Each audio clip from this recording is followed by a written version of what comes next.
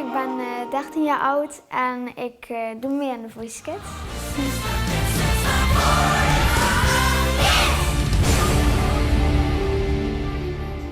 Het is echt een superleuk avontuur. Je ontmoet superleuke kinderen. Je hebt ook echt je krijgt toch wel echt een band ook met die kinderen. En ja, het is gewoon een super gaaf avontuur.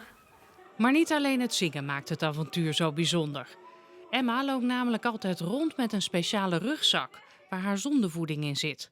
Ze lijdt aan gastroparese, een maagverlamming. Ik heb zondevoeding en dat houdt eigenlijk in dat ik zeg maar niet zelf goed kan eten. Ik kan maar hele kleine hoeveelheden eten. En daarom heb ik zondevoeding, die geeft mij eigenlijk de voeding wat de mensen in 24 uur eten. In de rugzak zitten 2 pompen en daaraan zitten slangen.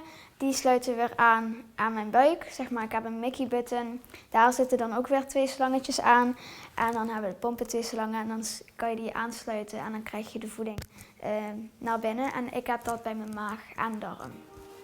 Met haar deelname wil Emma dus niet alleen winnen, maar ook haar ziekte en haar zondevoeding bespreekbaar maken. Gewoon dat ik geaccepteerd word hoe ik ben en dat de mensen of kinderen die ook zondevoeding hebben, die ook gewoon geaccepteerd worden zoals wij zijn. En ja, dat we niet anders moeten worden behandeld dan anderen.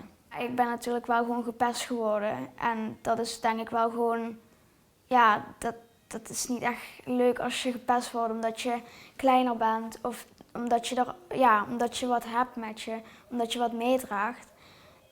Dat moet eigenlijk gewoon niet gebeuren. Ja.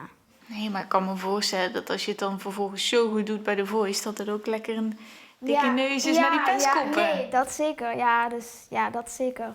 Dus je laat ze eigenlijk een beetje een poepie ruiken. Ja, precies.